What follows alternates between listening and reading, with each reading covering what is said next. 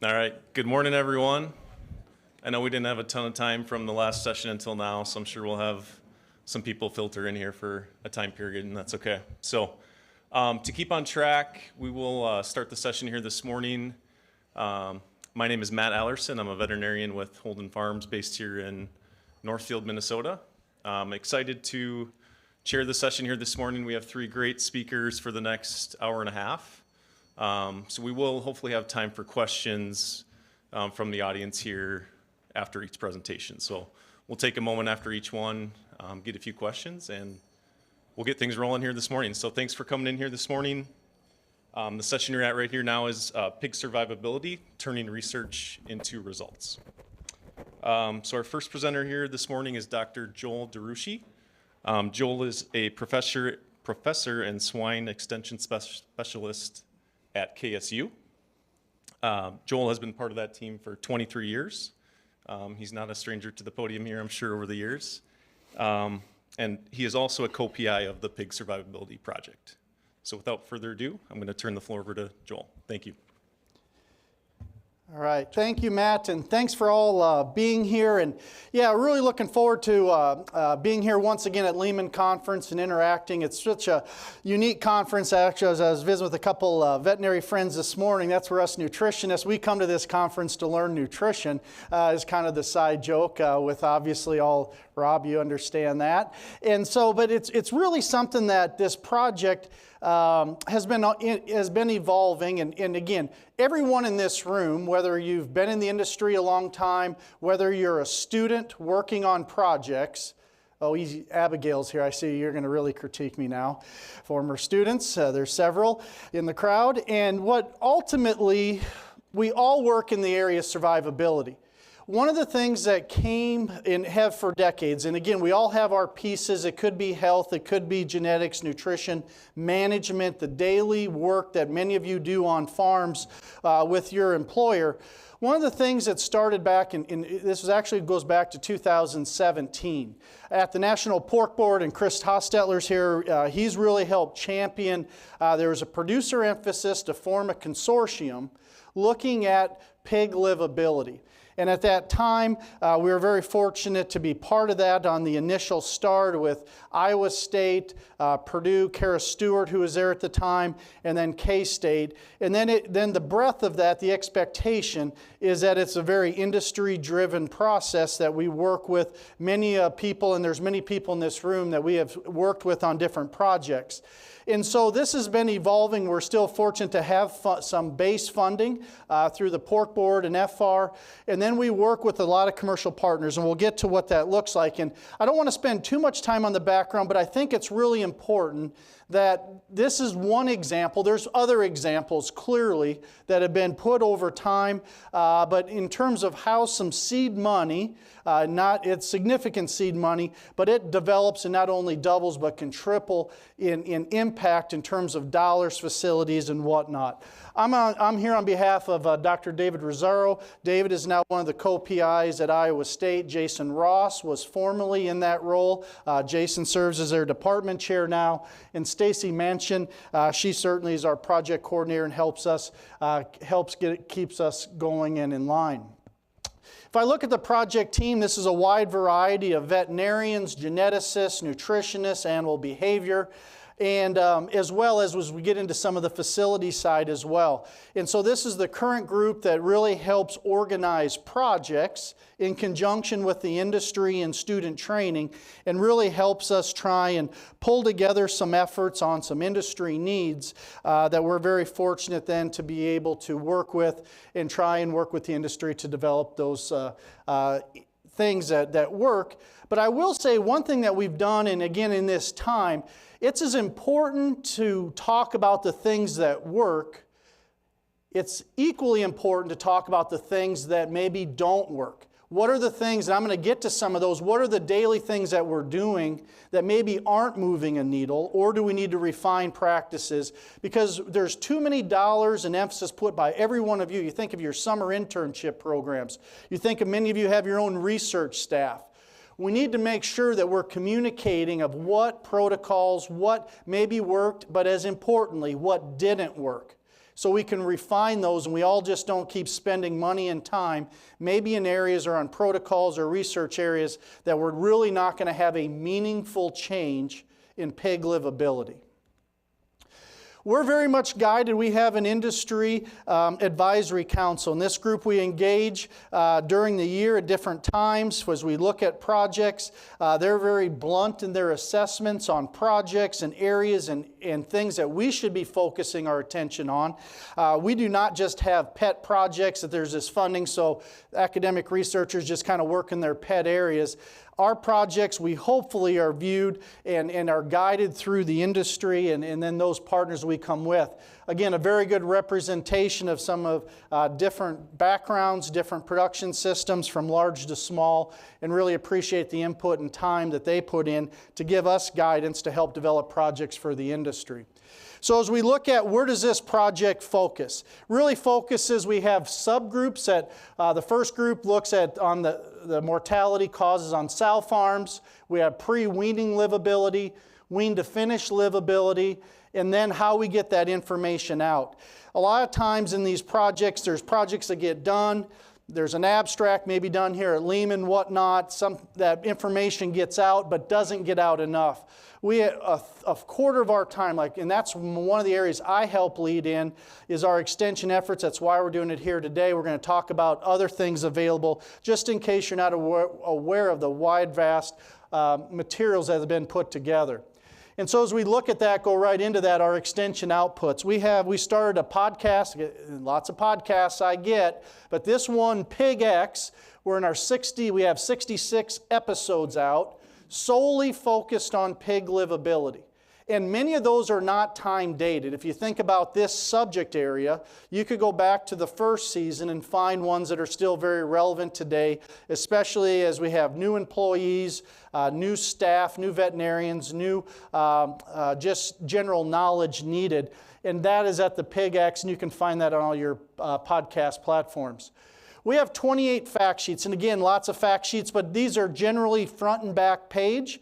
Every one of those is in Spanish, so they can be printed off and put on the break room table. If there's different areas of education needed by employees that have that background at that production system, we want to make sure that we're getting those available the most possible. We have some economic tools, and I'll talk about that a little bit later.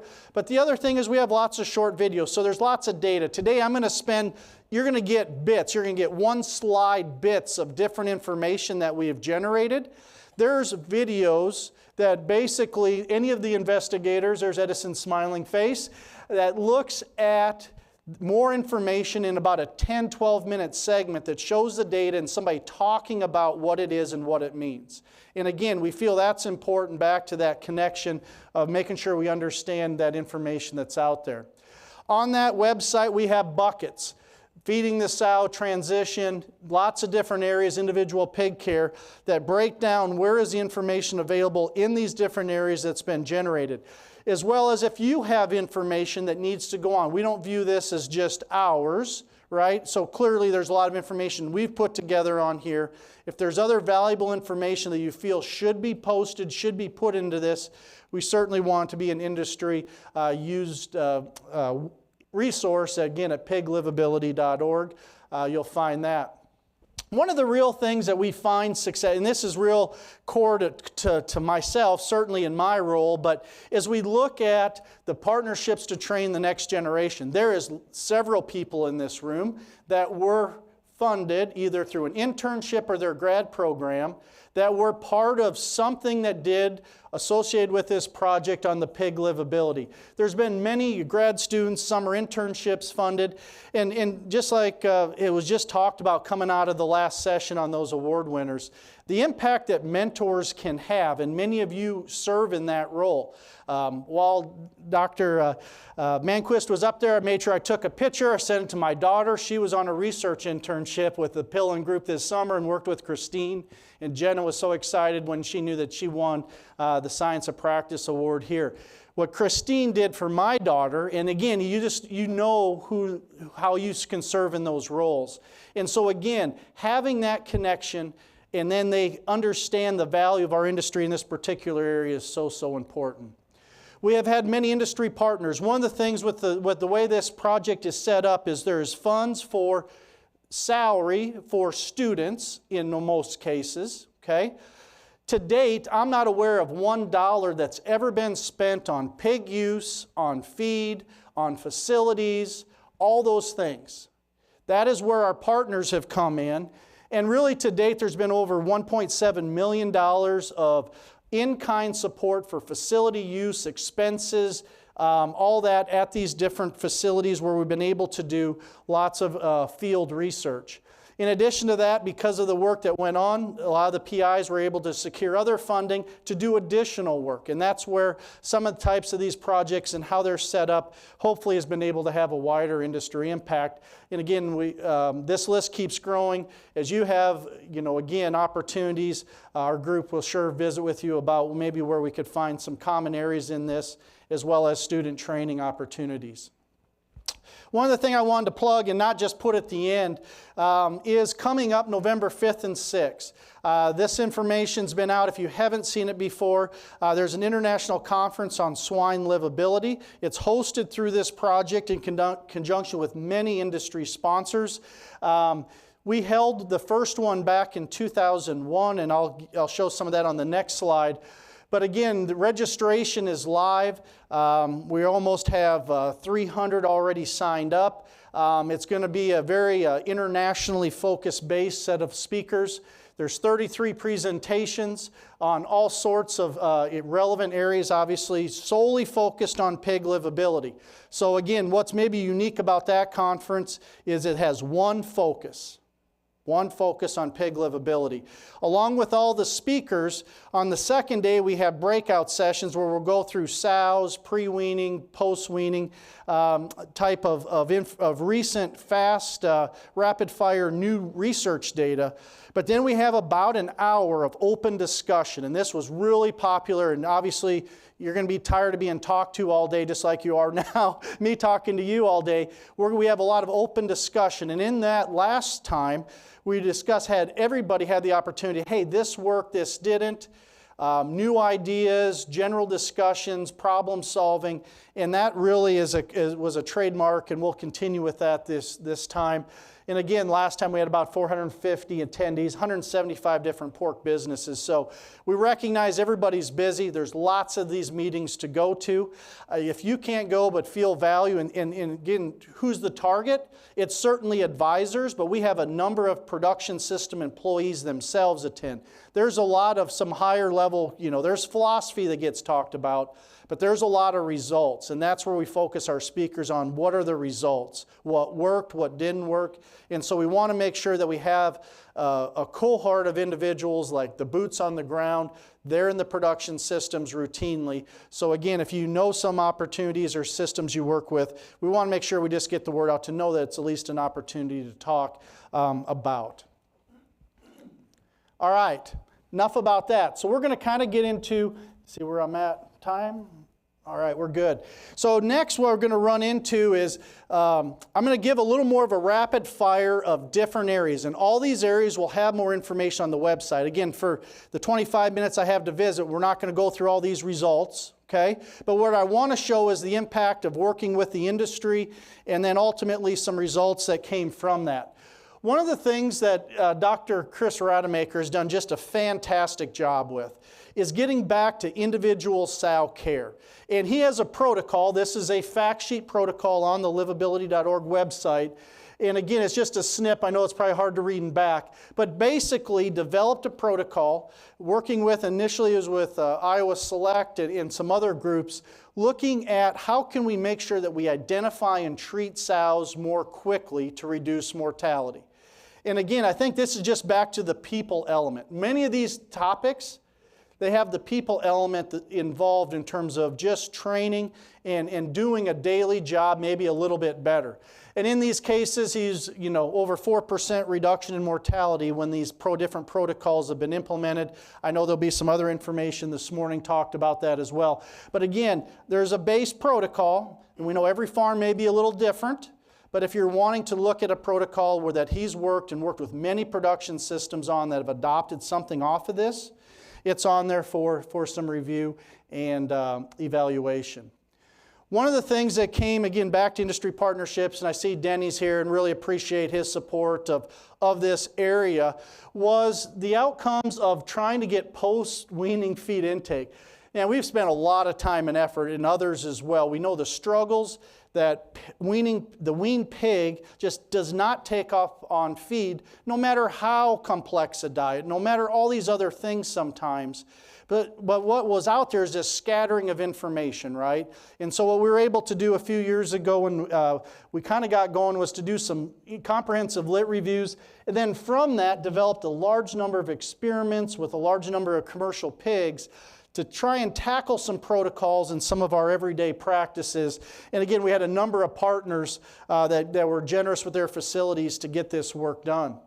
And so I think there's a story back to the industry connections. So back to creep feeding, like there's been a lot of creep feeding, and geez, we've done a bunch and others, and it can get mentally exhausting doing creep feed because of the lack of, what's the perfect protocol? How many eaters can we create? How big a needle are we moving? We generally know that feeding creep feed will not make your pig any bigger, okay? Creep feed on the sows may or may not affect pre-weaning mortality. But what we do know is that there's often a transition that pigs may have an opportunity to lose less weight and eat more if they were exposed to creep feed prior. One of the things I want to focus on is this large pellet. This has been going on, and most people just have a hard time wrapping their heads around it because they think a pig wants to eat a mini pellet. I've yet to see any data to ever support a mini pellet is more palatable for a pig than a regular pellet, but we still feed a lot of mini pellets. We go the other way, large pellet. So this is feeding a cow cube, half-inch cube, okay? This is back to when Annie Lerner, who's now at Schwartz, back when she was an undergrad, we were doing projects, and that data showed that pigs preferred when they were exposed to a large pellet versus a standard pellet when we creep fed. And this is this was what we just followed up a couple years ago. So again, I want to follow this data a little bit. Feeding lactation feed, there's other data that says lactation feed works. I'm not a big proponent of using lactation feed. Some do it because of biosecurity and things. I'm not sure if giving any lactation feed actually helps or not, but certainly it gets done at times. Here's another project. So looking at given this large pellet, or if you want to call it an enrichment cube, 1 time per day for 7 days post-weaning. So taking these cow cubes, all right, putting about 8 of them in the feeder, all right? And what we did, I say we loosely, Maddie and crew, weighed pigs daily and looking at percentage of pigs that lost weight 7 days post-weaning. When they were exposed to the large cube, about 4% lost weight. When they were not, it was about 16%. So again, it's getting pigs up to the feeder, getting them interested, figuring out what we can do to get that done. And so there's been multiple studies with this large cube. Practically, we're not going to run that through a feed line. You'll clog her up quick, so it's got to come in bags. There's all the reasons that we maybe can't do it, just like I get. But ultimately, I think an industry success with this is it come to this pork, and we didn't know this was happening until just about a month before when Matt Asmus told me, but Devonish launched the Jumbo, sorry that's getting cut off, the Jumbo Start pellet, and basically that's what they did. They've made a cow cube, for lack of a better term, and they're offering that, and a number of people are trying that some. And again, I'm not up here selling Devonish, but again, I think the point is back to good research data, hopefully generated, somebody taking that into practice, and then we'll see where it goes with many in the industry, such as yourself. Mat feeding, this is one too. Lots, but again, in a traditional nursery, there's some mat feeding that happens wean to finish, almost all, at some level degree. The data out there is extremely small, right? Extremely small if you actually look through how much does it help. So we wanted to do some studies. There was 3 experiments, about 9,400 pigs, and looking at and this is different protocols and all that. But again, what did it do? About just over 1% less mortalities and removals. So it helped, okay? but it's not some big game changing, all of a sudden we're going to move mortalities completely. But it's all these incremental things that help. We could also argue, is mat feeding actually the pigs eating, or is it getting us up in the pen and getting the pigs up, and there's some stimulation for them to get up and eat and drink and whatnot. So all these things get mixed up at times, but we know we talk about practices. This is one, again, to actually put some data to on 3 different commercial experiments. The Iowa State group's done a lot with their ability to work with production systems to correlate sow farm health in particular with all downstream mortality causes. And Edison and his group have just done a phenomenal job with this, working with not only just collecting initial data, but working with ongoing groups to look at what are the identifying drivers of high nursery mortality or finishing mortality. This is just one data set. If you want to learn more about that, you can find that at their Iowa State website. But really has been game-changing for a number of systems, looking at what are the things we need to work on to influence mortality down the line. Genetics, all right? So Jack Deckers at Iowa State is just a phenomenal resource. What a tremendously smart mind on the genetic side, and he has a lot of industry connections. And here's a podcast, so Season 5, Episode 7, Understanding on the prolapse side related to genetics. So Jack has done a lot of work, in this case is with Toes-Pigs Norsvin, and basically helped dig in, did a lot of analysis, and initially thought that there was about 22% heritability. After they got through their genomic analysis on prolapse heritability, around 35%. That was putting some more numbers to a potential, an issue in our industry that we've all struggled with in terms of what is a potential genetic influence. And Jack has continued in this effort, has strong collaborations with a number of groups in the industry to help sort through that, so we can actually get some numbers on that a little bit and make advances, not only in the management side, because this prolapse area, that was really one of the first big areas started with this project, to be quite honest. And Jason Ross and many started down the path. There was microbiome work. There was a number of systems using BMD. Top dress BMD thought that was decreasing it. Did a nice big study, didn't find anything in that study. So that's not saying what other people were doing on their farm wasn't maybe helping, at least when we did a controlled study. And so again, it's finding out areas that maybe help with that. Also some of the scoring, from 1 to 3, is that gilt or sow gets really soft behind, what's her potential rate or potential of being a prolapse as we get closer to farrowing. Split suckle. This is one, and again, good discussions on split suckle. Vast majority, if not all farms, implement some sort of split suckle protocol. Okay? So the goal here is we know the importance of colostrum. This isn't just pigs, this is calves, goats, humans, whatnot. The importance of colostrum. So in order to do that, different split suckle research, and again, back to on-farm practices, if you look through the research, there's been 7 trials published back to 1996. And so this is one that can be very frustrating about what is the right protocol. How do we do that as these litters have gotten larger in size? Ultimately, if you look through the studies on pre-weaning mortality, it's pretty dismal, 2 tended to decrease mortality. 5 studies, no differences. If you look at growth performance, they're basically the same. Okay? And so, again, a practice that we do that spends more time with the piglets, that we're trying to do different protocols. And so with this, we worked on a study last summer with pillins. Again, 1,500 sows, about 23,000 piglets. In this protocol, the first 8 pigs were swapped out for a period of time, so then the next 8 pigs got access for about 45 minutes. Or the 8 heaviest pigs, they nursed a little bit, swapped out. All the light pigs, they stayed on. Again, we can argue about protocols, but these were actually, if you look through the data, probably 2 of the more consistent ways potentially to get a benefit. Well, look at here. So in pre-weaning mortality, again, boy, obviously not much. not much from day 2 to weaning.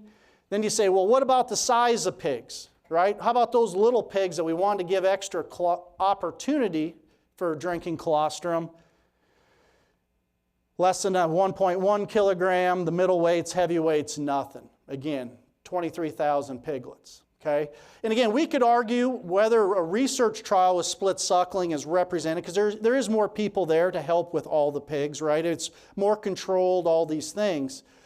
But again, what do we need to do to advance this forward? I'm not up here to say I know that answer, but I know we spend a lot of time, a lot of effort. Do we do the right things to get that done to improve livability? Because a lot of time is spent on it. One of the things that has come from this as well as if we look at, I'm going to completely shift gears, all right? So you got to keep up with me, shifting gears. We're talking about bone mineralization. You're like, why in the heck are we talking about that on survivability?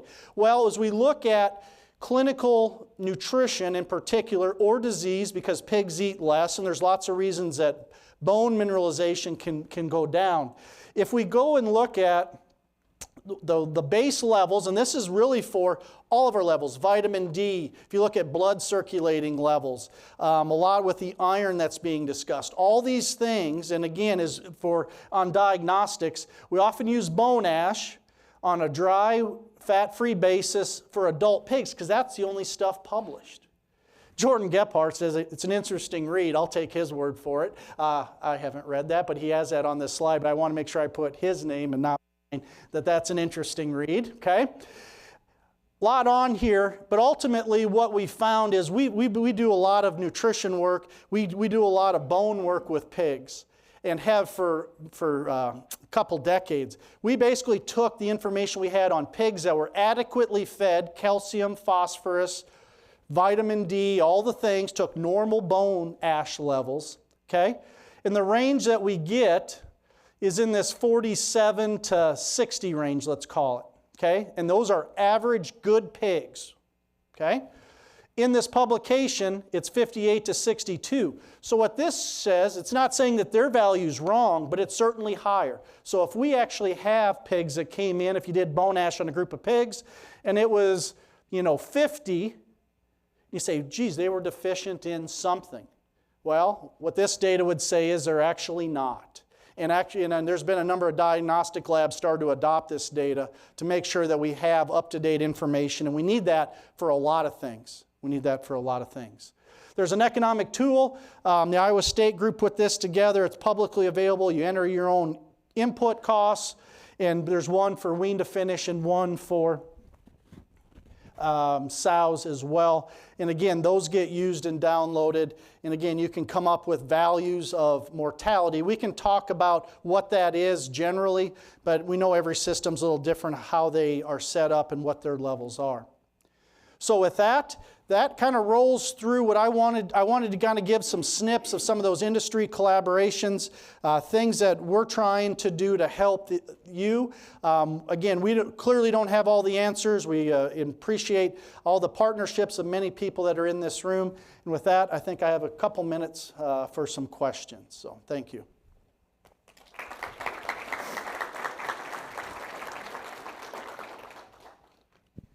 All right, thanks a lot, Joel.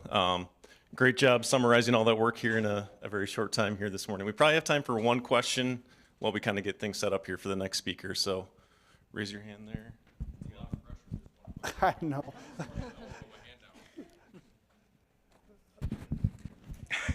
Thanks, Rob. So as we think about mortality, my bias often leans toward worrying less about improving every single farm and getting rid of the disasters, same thing from genetics or whatever that may be, versus trying to go in and take the best farm up a percent. So when you think about applying the research to do that, like split suckle, for example, isn't going to prevent the disasters. It's going into that. Like, how did you guys think about setting up those trials and attacking that differently, or differently put, proving me wrong that isn't the way to think about it? Yeah, no, good point. So again, back to, we're not claiming to be the smartest ones, but getting the input from those production systems and advisory groups and whatnot. Because one of the things, because we haven't moved, the trends are going the wrong direction generally in mortality. I think I think it's back to, so maybe your question, we're trying to challenge the norms of normal practices, whatever normal is, right, even though there's variation. And so I think that's part of this is where else do we need to go, or within are we, the definition of insanity is just kind of keep doing the same thing if we're not moving it. Now the disasters that come up oftentimes are health related, generally, not always. We've been careful about that because there's so many other emphasis going on in the big bucket health area. And we recognize if we're going to move the needle nationally in any phase, health is part of that, so we're not shying away from that. But as we look at lameness, lots been done, work still ongoing there. Some of the getting pigs on feed, some of the other areas we've talked about, it's been more of how do we implement those with the everyday caretakers? What can we do? And so I think part of our charge is to look at those typical practices and what do we do there to make them better? Because in aggregate, that's what everybody's, it's still getting to the caretaker level. And now we need the other things. The genetic work that Jack's done is phenomenal. And I think some of that has spurred some of the longer term, again, we'll let genetic companies decide how they're using that.